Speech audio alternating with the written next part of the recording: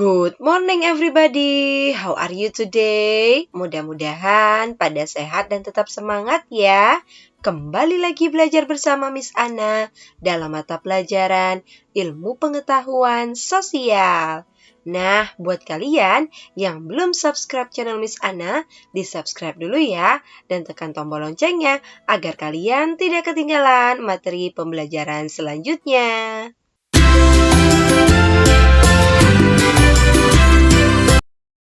Seperti biasa ya anak-anak, persiapkan terlebih dahulu ya alat tulis kalian seperti pensil, pena, dan stabilo. Perhatikan juga handout yang sudah kalian download, Pluralitas Masyarakat Indonesia.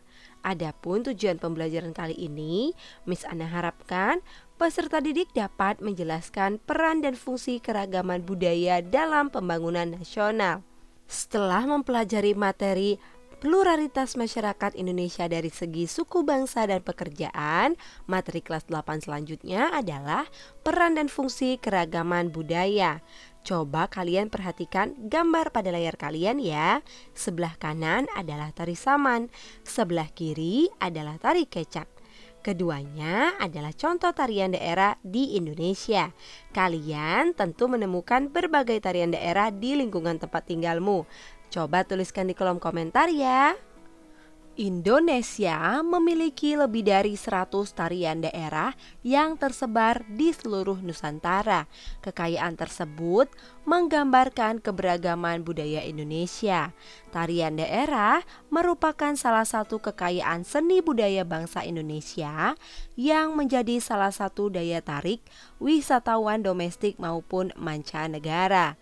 Apakah kalian pernah menyaksikan tarian kecak di Denpasar, Bali? Setiap hari, ratusan wisatawan asing menyaksikan tarian kecak di panggung kesenian. Nah, hal ini merupakan salah satu contoh peran dan fungsi tarian daerah dalam pembangunan nasional. Lalu, apa saja ya peran dan fungsi lain dari tarian daerah bagi pembangunan nasional? Tarian daerah bukan hanya sekedar untuk dilihat, tetapi juga mengandung makna yang sangat penting bagi bangsa Indonesia. Tarian daerah di Indonesia merupakan ekspresi jiwa masyarakat Indonesia. Tarian tersebut menggambarkan nilai-nilai penting yang dapat menjadi inspirasi dan teladan bagi masyarakat masa sekarang. Nah, seni tari Indonesia mengandung banyak nilai moral dan keagamaan yang tentunya menjadi pedoman bagi perilaku masyarakat Indonesia. Tahukah kalian makna dari tarian daerah asalmu? Sebagai contoh, tari saman. Makna tari saman merupakan salah satu media untuk menyampaikan pesan atau dakwah. Tarian ini membawa pesan pendidikan, keagamaan, sopan santun, kepahlawanan, kekompakan, dan kebersamaan. Sebelum tari saman dimulai, sebagai pembukaan tampil seorang tua cerdik pandai atau pemuka adat untuk mewakili masyarakat setempat atau memberikan nasihat-nasihat yang berguna kepada para pemain dan penonton. Sementara makna tari kecak adalah bahwa keangkara-murkaan akan kalah oleh kebenaran. Tari kecak menggambarkan kisah Ramayana saat barisan kera membantu Rama melawan Rahwana. Kecak berasal dari ritual Sanghyang, yaitu tradisi tarian yang penarinya pada kondisi tidak sadar melakukan komunikasi dengan Tuhan atau roh para leluhur, kemudian menyampaikan harapan-harapannya kepada masyarakat. Jelas ya makna tari kecak dan tari saman? Tarian hanya sebagian dari keragaman budaya bangsa Indonesia. Kalian tentu menemukan berbagai keragaman budaya selain kesenian ya. Keragaman budaya daerah dapat dikenali melalui bentuk-bentuk pakaian adat, lagu daerah, tarian daerah, rumah adat, alat musik, seni pertunjukan, upacara adat, dan lain-lain.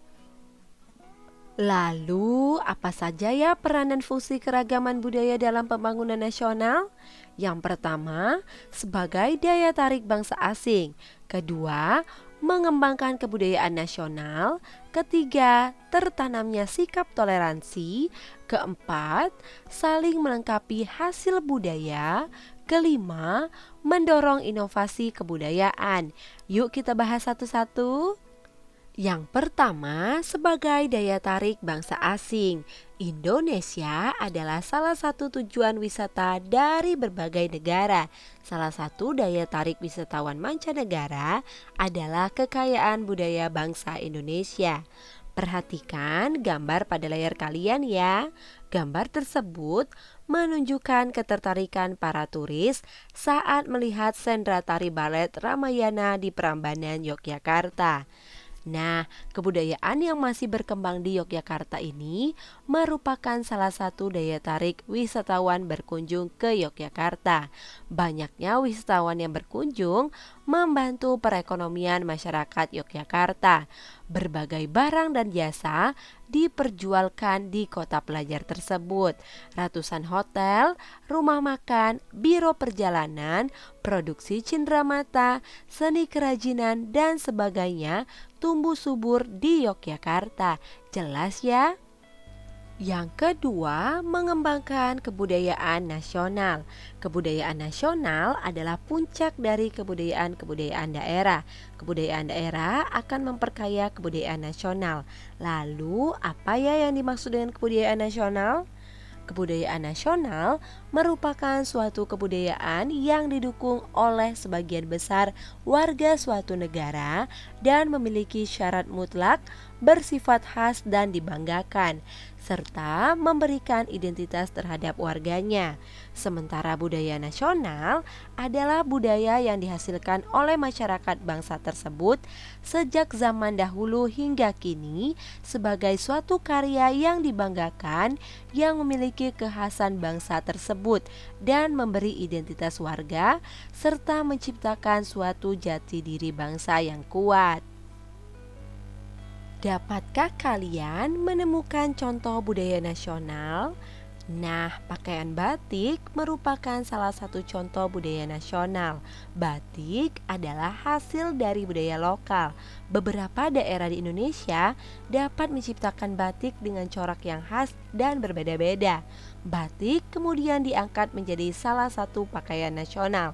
Dengan demikian, budaya lokal menjadi budaya nasional. Jelas ya? Batik Indonesia sebagai keseluruhan teknik, teknologi, serta pengembangan motif dan budaya yang terkait oleh UNESCO telah ditetapkan sebagai warisan kemanusiaan untuk budaya lisan dan non-bendawi atau Masterpiece of the Oral and Intangible Heritage of Humanity sejak 2 Oktober 2009. Oleh karena itu, setiap tanggal 2 Oktober selalu diperingati sebagai Hari Batik Nasional. Bangga dong sebagai warga Indonesia. Nah, pakaian batik bukan sekedar pakaian yang bermanfaat untuk melindungi tubuh dan memperindah penampilan saja ya, tetapi juga mengandung nilai-nilai moral tertentu. Bangsa Indonesia harus bangga dan selalu mengembangkan dan menggunakan pakaian batik ya. Yang ketiga, tertanamnya sikap toleransi. Kekayaan budaya bangsa Indonesia merupakan tantangan untuk bersikap toleran. Keragaman budaya yang dimiliki bangsa Indonesia semakin menambah kesadaran masyarakat bahwa pada hakikatnya manusia memiliki perbedaan. Tampak pada layar kalian ya. Perbedaan kebudayaan adalah hal biasa, tidak perlu dipertentangkan. Setiap budaya ingin dikembangkan. Perlu sikap saling mendukung serta kebersamaan dalam upaya mengembangkan kebudayaan. Kebudayaan Indonesia bukan milik suatu suku bangsa, tetapi milik seluruh rakyat Indonesia. Jelas ya? Yang keempat, saling melengkapi hasil budaya. Kebudayaan sebagai hasil pemikiran dan kreasi manusia tidak pernah sempurna. Keanekaragaman budaya di Indonesia justru memberikan kesempatan untuk saling mengisi. Tampak pada layar kalian ya, Festival Tarian Nusantara.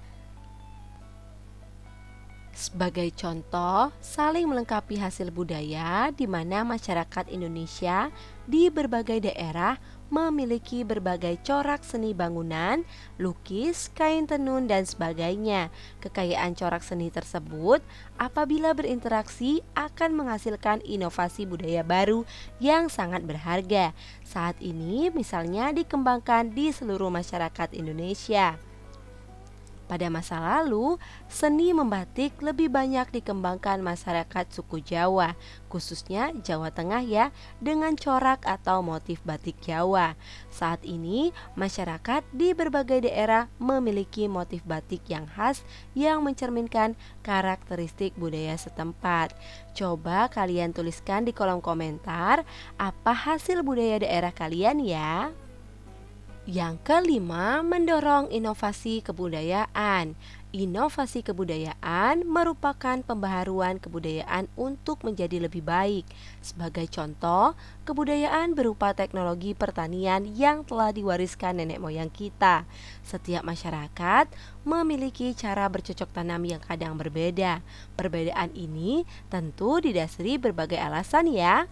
Setiap kelompok masyarakat melakukan interaksi yang berpengaruh pada cara berpikir dan hasil kebudayaan. Itulah hasil komunikasi cara bertani yang menghasilkan cara baru dan yang khas dalam pertanian. Interaksi itu bersifat khas dan unik. Oleh karena itu, pola bercocok tanam yang dihasilkan juga khas dan unik. Jelas ya? Nah, bentuk-bentuk inovasi kebudayaan dapat terjadi karena akulturasi dan asimilasi. Menurut Kuncoro Ningrat, asimilasi merupakan proses sosial yang ditandai dengan adanya usaha untuk mengurangi perbedaan-perbedaan yang terdapat antar kelompok manusia yang berbeda kebudayaannya. Sementara akulturasi merupakan proses sosial yang timbul ketika suatu kelompok manusia dihadapkan dengan unsur-unsur kebudayaan asing. Unsur-unsur tersebut lambat laun diterima dan diolah ke dalam kebudayaan sendiri tanpa menyebabkan hilangnya kepribadian budaya asal. Jelas ya? Perhatikan gambar pada layar kalian ya.